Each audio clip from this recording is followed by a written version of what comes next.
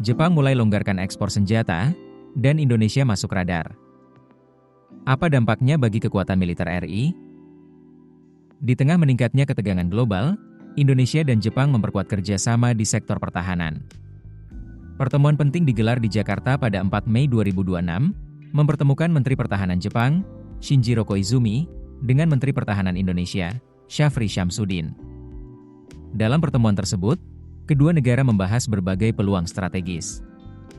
Mulai dari keamanan maritim, latihan militer bersama, hingga pengembangan alat utama sistem persenjataan, atau alutsista, dan teknologi pertahanan. Koizumi menekankan, kesamaan Indonesia dan Jepang sebagai negara kepulauan menjadi fondasi kuat kerjasama ini.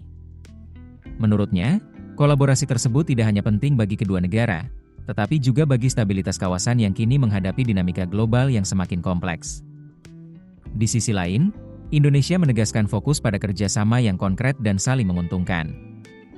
Syafri Syamsuddin menyebut, kerjasama ini diarahkan pada penguatan industri pertahanan dalam negeri, termasuk melalui transfer teknologi.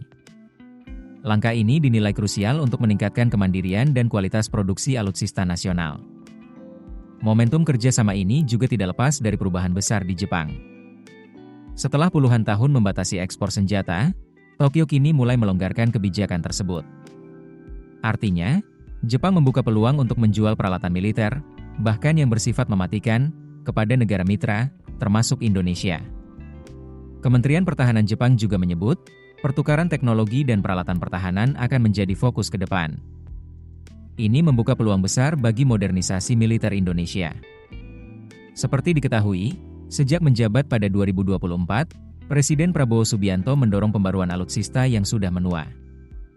Indonesia juga terus memperluas kerjasama pertahanan dengan berbagai negara, seperti Amerika Serikat, Prancis, dan Rusia, dengan tetap mempertahankan prinsip politik luar negeri bebas aktif. Secara strategis, posisi Indonesia di jalur vital seperti Selat Malaka menjadikan stabilitas keamanan kawasan sebagai kepentingan utama. Karena itu, kerjasama dengan Jepang dinilai bukan sekadar kemitraan biasa, melainkan bagian dari strategi besar menjaga keseimbangan kekuatan di kawasan. Pertanyaannya sekarang, apakah langkah ini akan memperkuat pertahanan Indonesia, atau justru memicu dinamika baru di kawasan Asia? Keputusan bisnis terbaik datang dari data, bukan tebakan. Mudah berlangganan Business Insight dengan subscribe with Google.